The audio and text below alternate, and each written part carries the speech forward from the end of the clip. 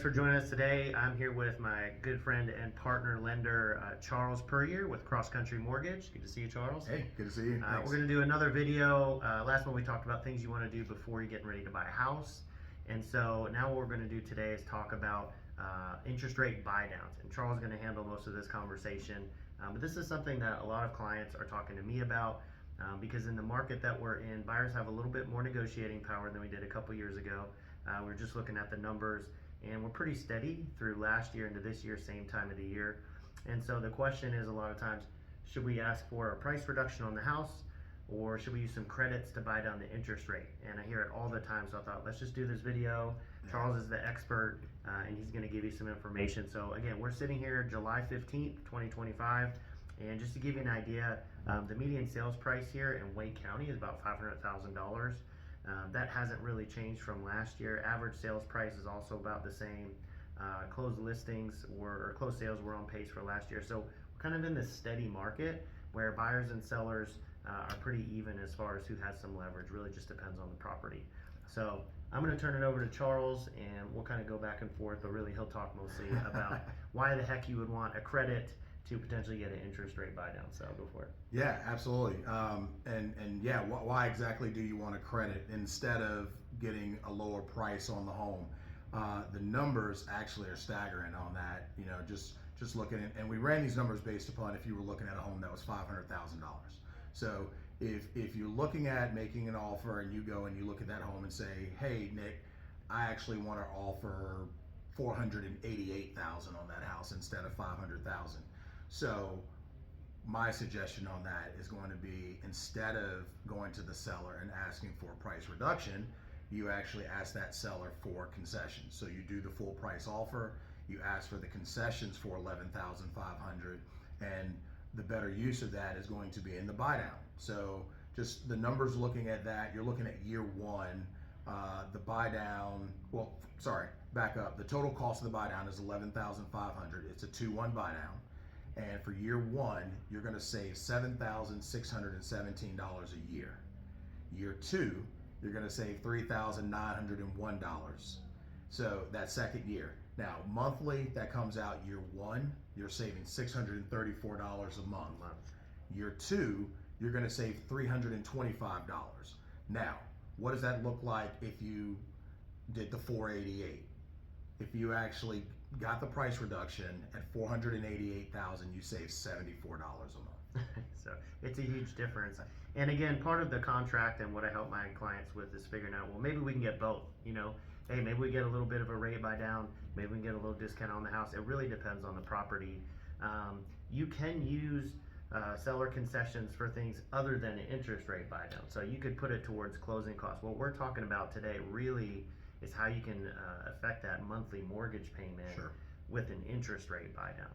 So that was kind of the most important thing here that we wanted to talk about. Absolutely. And just to add, I'm sorry, and I didn't say the actual rate, and we were basing this off of the 2-1 actually means, like, if your interest rate that you were quoted was 6.75, just hypothetically speaking, if it was 6.75, the reason that you're getting that savings is because year one, the concession is going towards the interest rate to make it 4.75. So that's year one. And then year two, that rate actually goes to 5.75. And if you happen to stay in it for year three, it resets to the 6.75. So that's why you're seeing that big difference in the payment there. And so, Charles, can you talk to them a little bit about, because perfect scenario would be, hey, we get this interest rate buy down, and then maybe rates drop after year 3 or 4, just in the market as the rates are, then how would someone go about taking advantage of a lower rate after their buy down maybe is expired, or those first 2 years have gone by, or 3 years? Yeah, absolutely. So let's say that you're year 3 into this, and your rate resets back to the 6.75, but a few months later, rates go down to 5.5. We can look at doing a refinance for you, and what we offer at Cross Country Mortgage to all of our clients is a no lender fee refinance. So we waive the lender fees for that, but that's how you can actually take advantage and then lock in the lower interest rate. But something else to say, if you end up refinancing, say prior to that reset, some of the funds that are left over can be applied to your principal balance. So it's not like you use it or you lose it. Yeah. So again, it depends on your situation.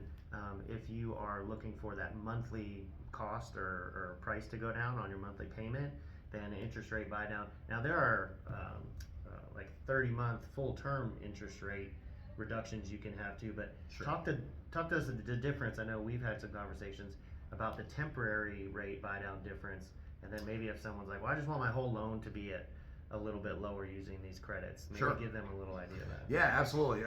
There is another level of what we call discount points, where you can actually buy the rate down. If you're looking at a 30-year loan, let's say the example we used here was $500,000. So let's say you paid 1 point which is $5,000 to get a lower interest rate. You can do that. The rates don't quite go as low as they do on the buy down. That's honestly why I think the buy down is such a gem right now in using those funds. But there are circumstances where we do look at using those funds, towards just what we call a discount point. Yeah.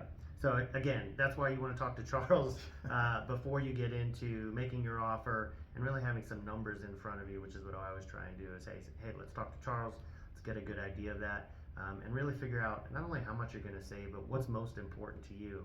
And then remind me, does it vary based on like an FHA versus a conventional or the type of loan?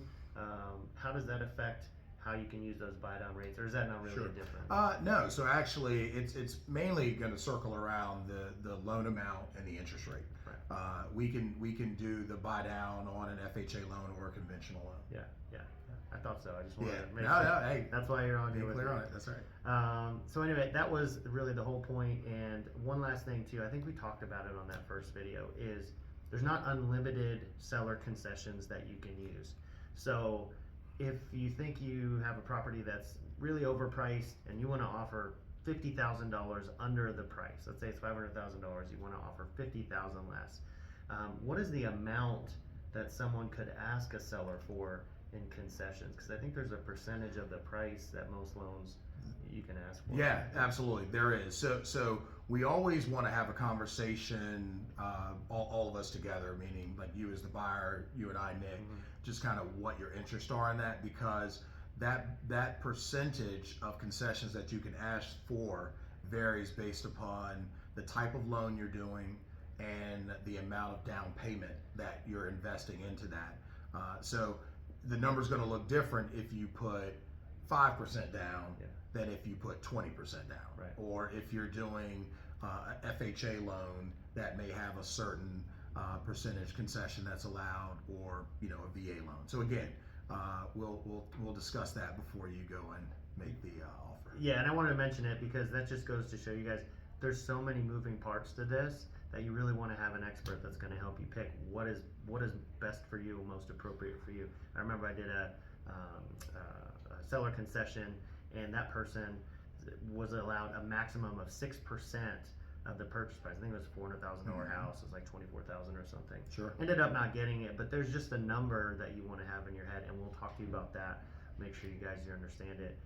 But again, just so they remember, share those numbers again, because I think in the math in my head it was $10,000 over those first 2 years they saved. It was 7,000 something, and then another. Sure. Yeah. Just a big deal. Yeah, absolutely. Just to kind of rehash that. So the difference of you using $11,500 towards the buy down instead of actually getting a lower price on the home, that you're actually saving that first year a total of $7,617. So it comes out to about $634 a month. Year two is $3,900, so roughly $325 a month. And if you go with the lower purchase price or offer price, you'd save $74. Yeah. So. And again, most people are gonna be into a new home maybe in 5 to 7 years anyway. That's kind of the rough numbers. So if you could save a big chunk, and if it's gonna really help you with your monthly payment to get that interest rate lower, which obviously $600 a month is pretty significant. Yeah. That's just something we wanted you guys to be aware of. So That was kind of all I had. I thought you did a great job. Anything else you want to? No, man, awesome. I appreciate you having me again as always, Yeah. and I look forward to these. So cool. I'll share Charles's info below, and if you guys have any questions, reach out, and we look forward to talking to you. Thanks. All righty, thanks.